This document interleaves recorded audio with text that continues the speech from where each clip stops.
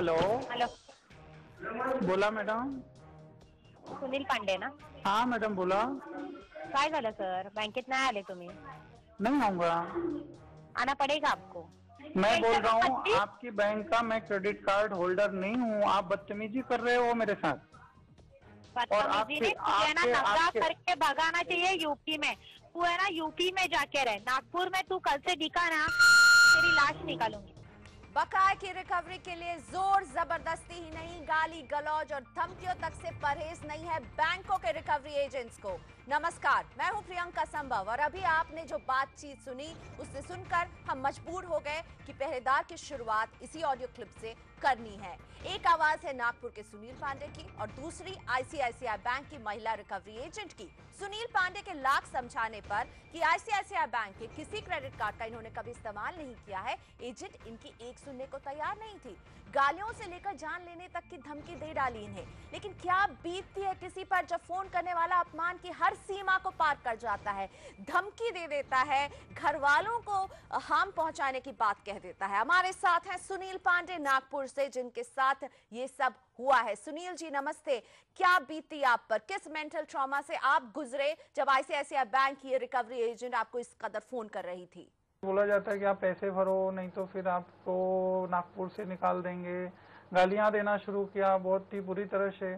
और मुझे बोलते हैं कि तुम्हारी लाश निकालूंगी नागपुर से, ऐसा करूँ. बहुत तरह तरह की धमकियां देते हैं जिससे मैं घबराया परेशान बेटी को फोन करते हैं कि तुम्हारे पापा का एक्सीडेंट करा दिया, वो मर गए.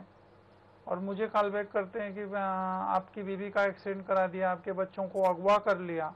इस तरह से महीने भर इन लोगों ने बहुत परेशान किया, बहुत डराया हमको.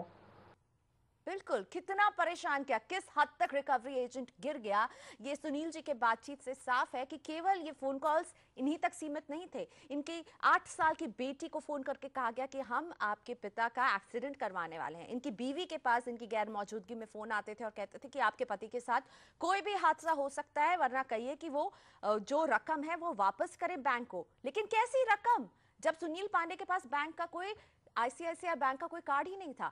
हम आपको सुनाते हैं रिकवरी एजेंट की इस बातचीत का एक और ऑडियो क्लिप. लोग को भीख मांगने का देना बैंक जरूर होगा उधर. हाँ, देना देना करके भीख मांगते रहते हो. शर्म आता है? अपने बलबूते पे भी यूपी का नाम खड़ा करो ना. हाँ, तुम्हारे वजह से तो यूपी का नाम बर्बाद हो चुका है. हाँ, तुम्हारे वजह से हमारा बैंक फूट गया है. हाँ, आपकी बीवी का एक्सीडेंट हो गया है सर. आपके दोनों बच्चों को अगवा कर लिया हम लोगों ने. कर लो, छुड़ा लूंगा. कर लो. हाँ, कर लो, छुड़ा लूंगा. छुड़ा लोगे? एकदम छुड़ा लूंगा. हाँ, हाँ, क्या बोले? क्या बोलूं मैंने? क्या बोले?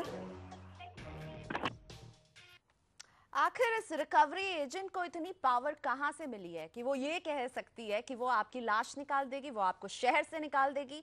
आखिर इस मुखौटे के पीछे कौन सी वो शक्ति है जो इन्हें इस कदर बात करने की इजाजत देती है? इस ऑडियो क्लिप में आईसीआईसीआई बैंक की महिला रिकवरी एजेंट का वसूली का ये दबंग अंदाज किसी के लिए हुड़दंग बन सकता है. ऐसा नहीं है कि आईसीआईसीआई बैंक से जुड़ा ये पहला मामला था. करीब 6 साल पहले याद कीजिए, आईसीआईसीआई बैंक के ही रिकवरी एजेंट की मनमानी का नतीजा एक दर्दनाक हादसे के तौर पर सामने आया था.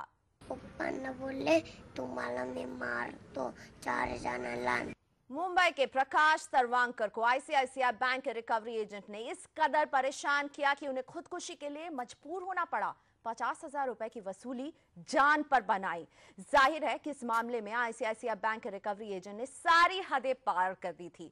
सितंबर 2007 की इस घटना के बाद बकाया वसूली के तौर तरीके पर लगाम लगाने की बड़ी बड़ी बातें भी हुई. बैंक ने माफी मांगी, प्रकाश सर्वांकर के परिवार को मुआवजा भी दिया. लेकिन बड़ा सवाल यही कि क्या मुआवजा सर्वांकर परिवार को वो लौटा सकता था जो इनसे छिन गया?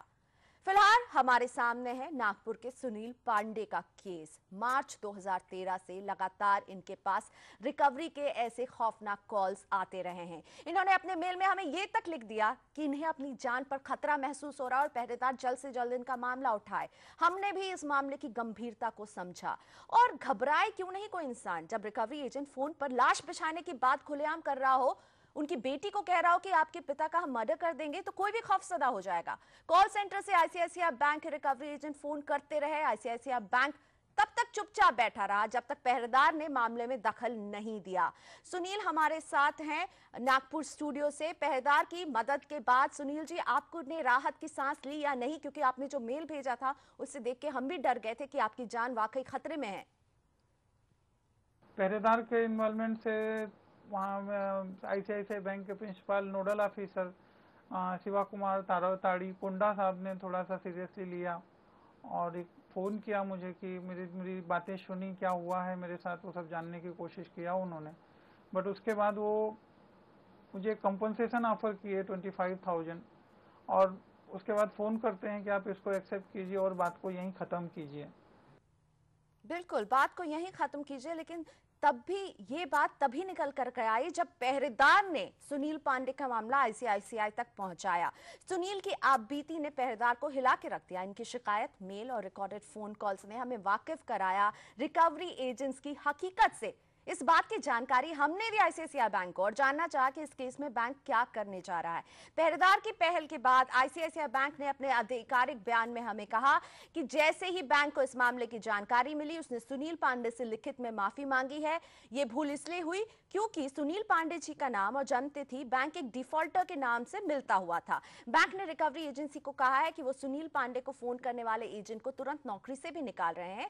साथ ही बैंक एजेंसी की सर्विस भी बंद करने की तैयारी कर रहा है। यही नहीं, बैंक ने अपनी भूल की वजह से सुनील पांडे को हुई मानसिक परेशानी के एवज में 25,000 रुपए का मुआवजा भी देने की बात कही है, जो कि हमें सुनील जी ने भी बताया। सुनील जी, बैंक आपकी परेशानी को 25,000 रुपए के तौर पर देख रही है और ये मुआवजा आपको ऑफर कर रही है।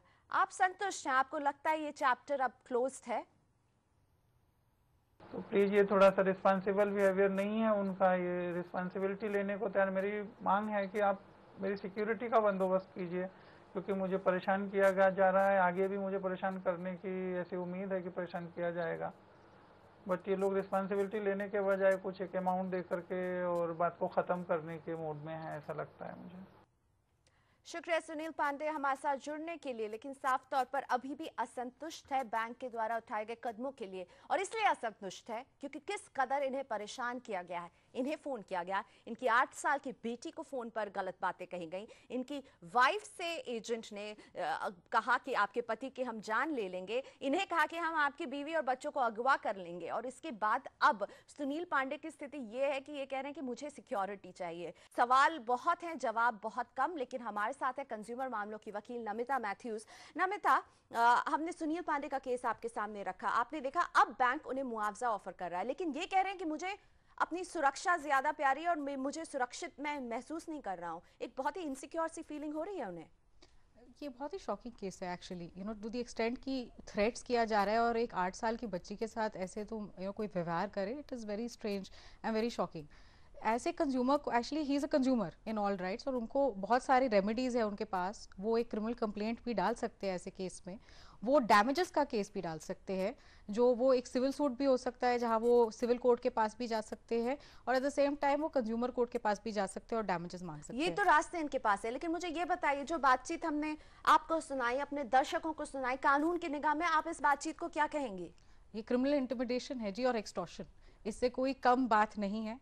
और इस इंडिविजुअल को जो रिकवरी एजेंट है, इनके अगेंस्ट तो क्रिमिनल केस क्लियरली बनता है। एक्सटॉर्शन के अलावा इसे कुछ नहीं कहा जा सकता। जबरन वसूली, वो भी ऐसी वसूली जिसमें कंज्यूमर कह रहा है कि उसने कभी किसी कार्ड का इस्तेमाल नहीं किया, तो वो किस बकाये के लिए जिम्मेदार है ये भी उसे पता नहीं है। लेकिन ऐसी कहानियां हो रही हैं, रोजाना लोग रिकवरी एजेंट्स के शिकार हो रहे हैं। ब्रेक के बाद हम आपके सामने रखेंगे मुंबई के GS शर्मा का किस्सा। उनके पास भी इसी तरह एक्सटॉर्शन कॉल पहुंच रहे थे एक्सिस बैंक के रिकवरी एजेंट्स के।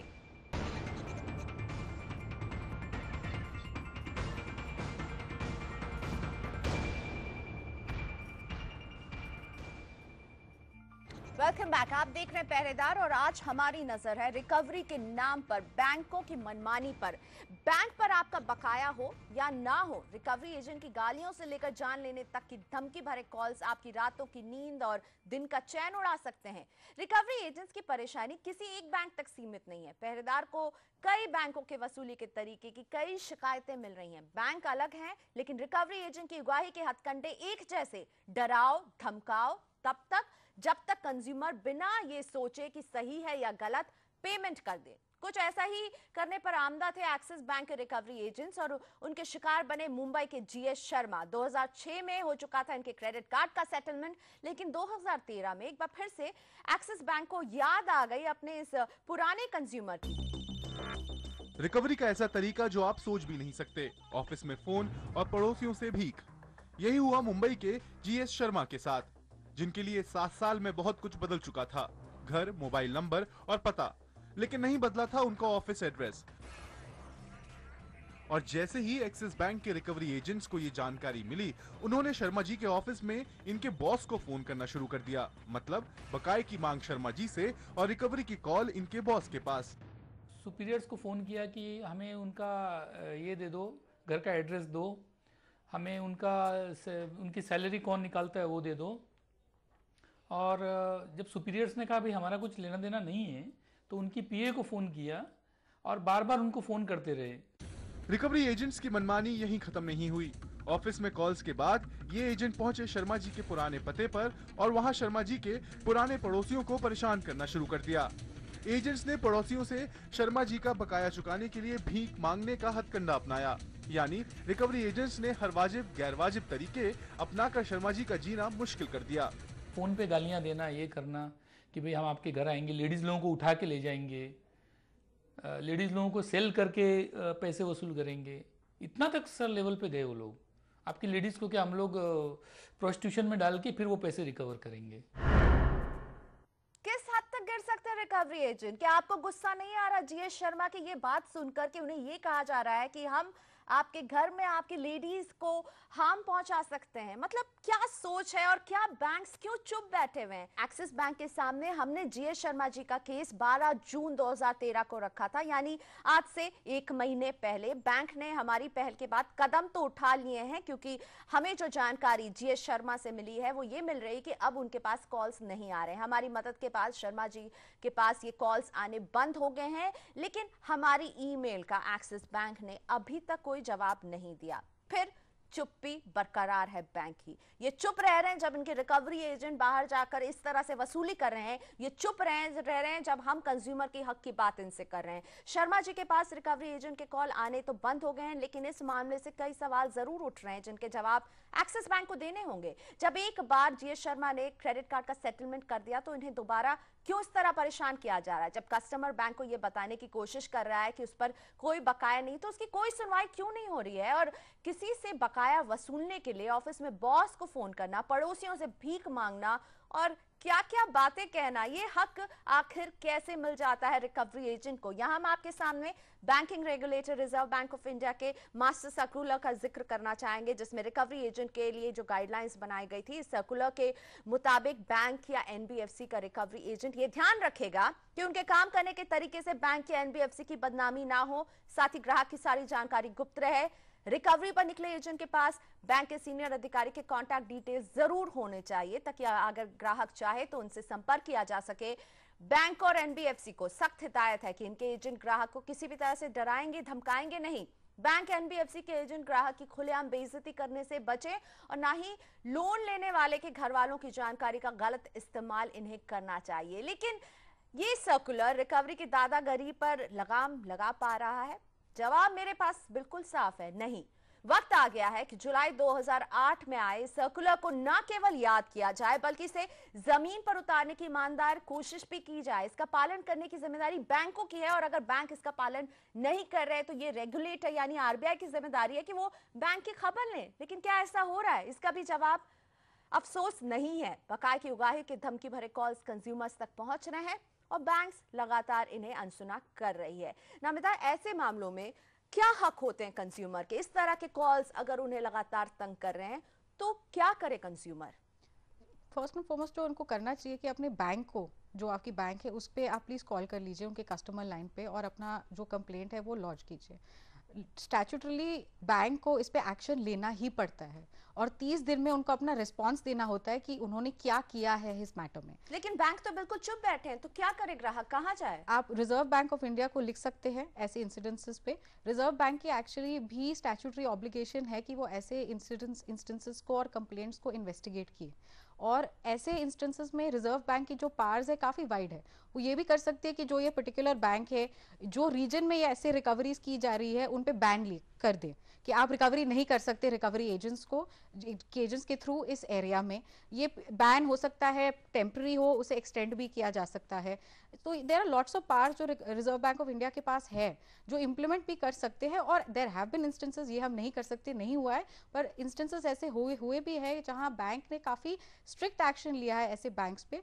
और रिजर्व बैंक ने रिपीटेडली, अब तो उनके almost yearly circulars, master circulars आते हैं कि जो बैंक्स इन गाइडलाइंस को नहीं फॉलो करते उनकी मैनेजमेंट एंड बोर्ड को डायरेक्टली लायबल किया जा सकता है। यानी सभी तरह के पावर्स हैं, कई कदम है जो उठाए जा सकते हैं, लेकिन मुझे लगता है कि अब वक्त आ गया है चुप्पी तोड़ के कुछ सख्त कदम उठाने का, ताकि बैंक्स भी सावधान हो जाएं कि अगर उनका रिकवरी एजेंट इस कदर पेश आएगा तो सख्त से सख्त सजा उन्हें मिल सकती है। हमने आपको दिखाया एक्सिस बैंक और एक्सिस बैंक की कहानी, लेकिन ब्रेक के बाद हम लेकर आएंगे बार्कलेज बैंक के रिकवरी एजेंट से परेशान 2 कंज्यूमर्स की कहानी।